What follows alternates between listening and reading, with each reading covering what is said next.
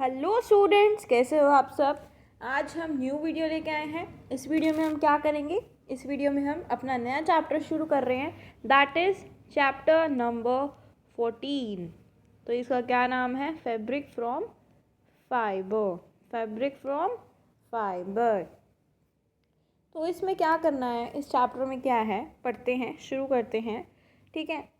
अभी तक जिस भी बच्चे ने इस चैनल को सब्सक्राइब नहीं किया है तो फर्स्टली इस चैनल को फटाफट सब्सक्राइब कर लो ताकि आने वाली वीडियोस जो हैं आप मिस आउट ना करो।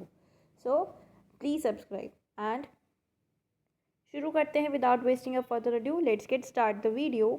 इन the previous class we learned about the role and importance of clothes in our daily life. Previous class में हमने पढ़ा था कि क्लोथ्स हमारी डेली लाइफ में कितना इम्पोर्टेंट रोल प्ले करते हैं। They not only protect us from heat and cold but also make us look nice and decent. वो हमें सर्दी गर्मी से नहीं बचाते बल्कि हमें एक पर्सनालिटी भी देते हैं, हमें अच्छा भी दिखाते हैं, डिसेंटली दिखाते हैं हमें।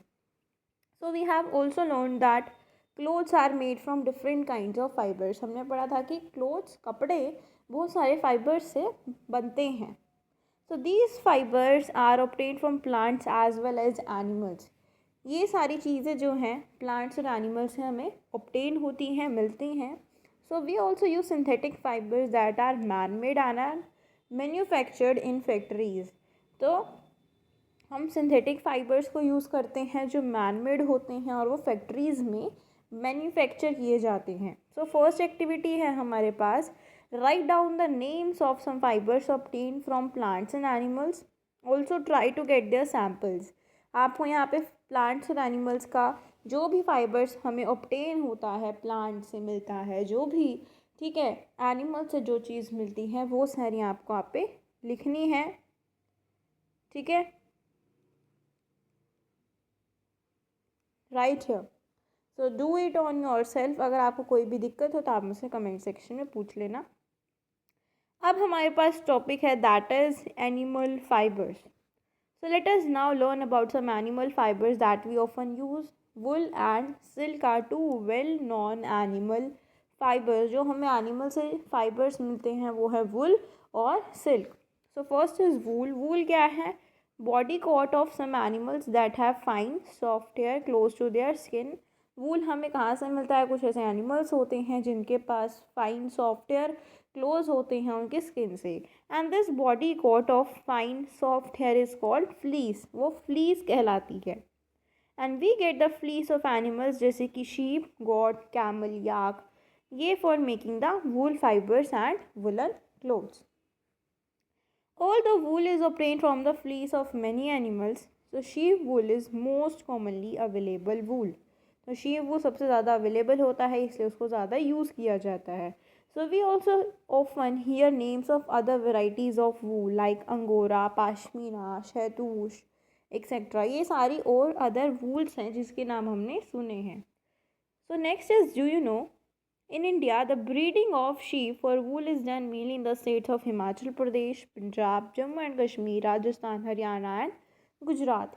ये जो ब्रीडिंग होती है शीप की वूल के लिए मेनली इन सारी स्टेट्स में होती है। These sheep are fed on grass, leaves, pulses, corn and oil cakes. Sheep जो चीज़ें खाती हैं, फेड मतलब खाना, वो जो ग्रास खाती है, लीव्स खाती है, पल्सेस खाती है, कॉर्न और ऑयल केक्स खाती है। जब थिक कोट ऑफ हेयर और फ्लीस जब उसकी बॉडी पे डेवलप हो जाती हैं तो उसको शेव ऑफ कर लेते हैं या शेड कर लेते हैं ताकि हम वूल को कलेक्ट कर सकें। So how do woollen clothes protect us from cold in winters? It is because wool traps air. क्योंकि वो वूल से बने होते हैं और जो वूल होता है वूल एयर को ट्रैप कर लेता है, उसको बांध लेता है। ठीक है, and since air is poor conductor of heat, जो एयर है वो पुअर कंडक्टर है हीट का, so it does not allow our body heat to escape. जो हमारी बॉडी की हीट होती है वो उसको बाहर नहीं जाने देता, जिसकी वजह से हमारी बॉडी वार्म रहती है ठंड के टाइम पे। फाइन, अब आपको समझ में आया कि जो क्लोथ्स हैं वो हमें विंटर में कैसे प्रोटेक्ट करते हैं।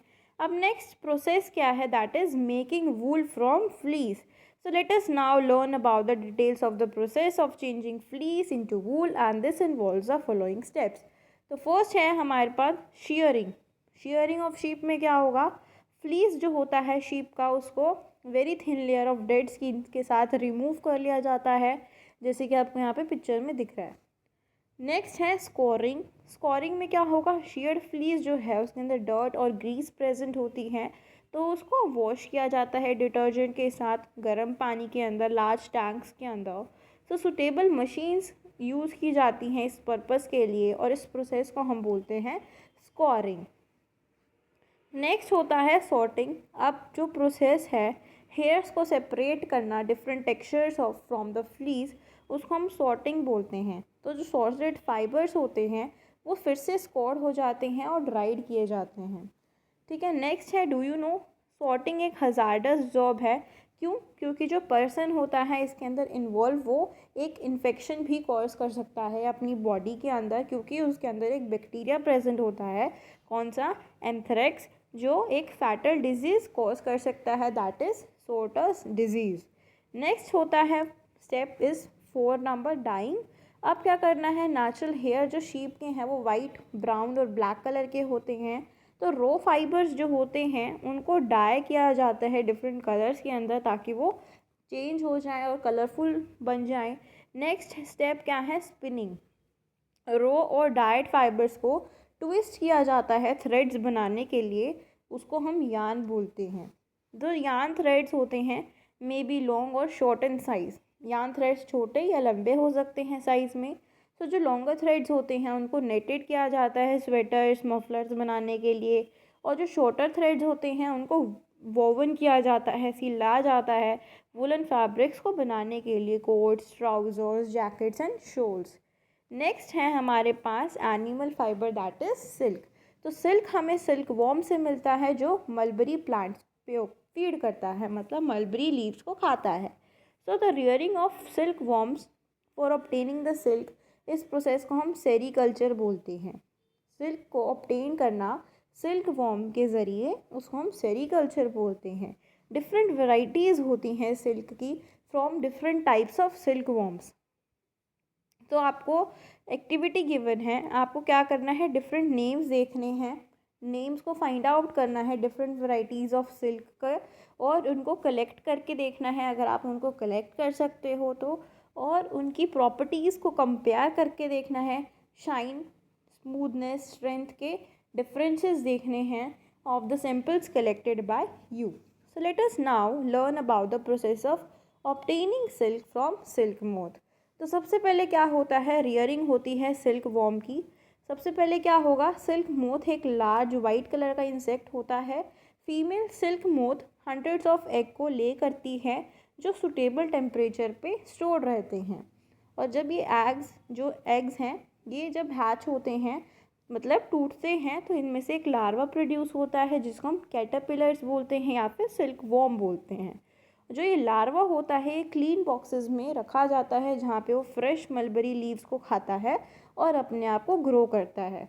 फिर जो कैटरपिलर है वो एक लिक्विड को सिक्रीट करता है। सिक्रीट करना मतलब रिलीज़ करता है अपनी बॉडी से, और जो लिक्विड है ये एयर के कांटेक्ट में आने से हार्ड हो जाता है और एक फाइन थ्रेड में कन्वर्ट हो जाता है जो एक प्रोटीन में फॉर्म होता है आगे जाके। तो जो कैटरपिलर है अपने आप को कवर कर लेता है इन फाइन फाइबर से, और इस कवरिंग को हम बोलते हैं कोकून। सो जो सिल्क वॉर्म है वो सिल्क मोथ में कन्वर्ट हो जाता है इनसाइड द कोकून। जैसे कि सिल्क मोथ और एग्स हैं, बाद में क्या हुआ, सिल्क वॉर्म या फिर कैटरपिलर बना। कैटरपिलर ने कोकून बनाया अपने चारों तरफ और उसके अंदर रह रहा है वो, ठीक है। और फिर बाद में क्या हो रहा है, moth coming out of the cocoon. Moth cocoon से बाहर आ गया और बाद में किस में कन्वर्ट हो गया, सिल्क मोथ के अंदर। ये है लाइफ साइकिल जो सिल्क वॉर्म की होती है, सिल्क मोथ की होती है। अब नेक्स्ट है हमारा रीलिंग। कोकून्स को कलेक्ट किया जाता है और स्टीम में एक्सपोज किया जाता है। तो जो सिल्क फाइबर्स होते हैं वो कोकून से सेपरेट कर लिए जाते हैं और इस प्रोसेस को हम बोलते हैं रीलिंग। फिर उसको डाई किया जाता है ताकि वो डिफरेंट कलर्स में फॉर्म हो जाए। स्पिनिंग और वीविंग होती है, थ्रेड्स में स्पन किया जाता है और वोवन किया जाता है सिल्क क्लॉथ को। ठीक है, और फिर नए नए तरह के कपड़े बनते हैं सिल्क के। China ranks first in the world in silk production. China first number पे आता है वर्ल्ड में सिल्क की प्रोडक्शन करने में, और इंडिया भी एक लीडिंग प्रोड्यूसर है वाइड वैरायटीज़ ऑफ सिल्क के लिए। ठीक है, अब हमारे पास हैं कीवर्ड्स। कोकून क्या है? कवरिंग है जिसमें कैटरपिलर अपने आप को सराउंडेड रखता है और फाइन फाइबर से वो कोकून फॉर्म हो जाता है। फ्लीस एक बॉडी कोट होता है फाइन सॉफ्ट हेयर का, जो एनिमल्स पे प्रेजेंट होता है जैसे कि शीप या गोट। रीलिंग एक ऐसा प्रोसेस जिसमें हम टेकिंग आउट करते हैं सिल्क थ्रेड्स को कोकून से। Scoring washing the sheared wool in hot water and detergent followed by drying।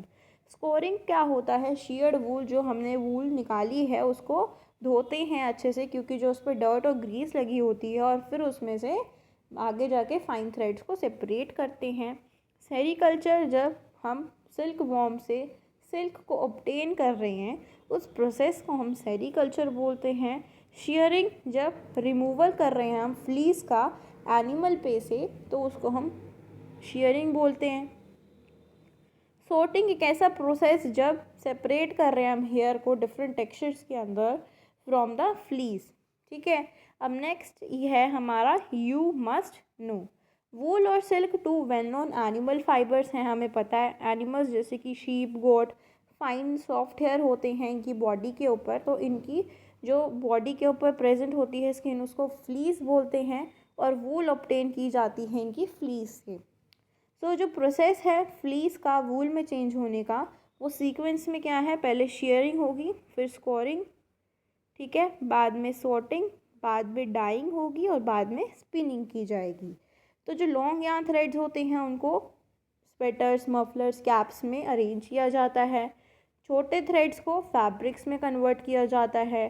Rearing of silk worm for obtaining the silk is known as sericulture.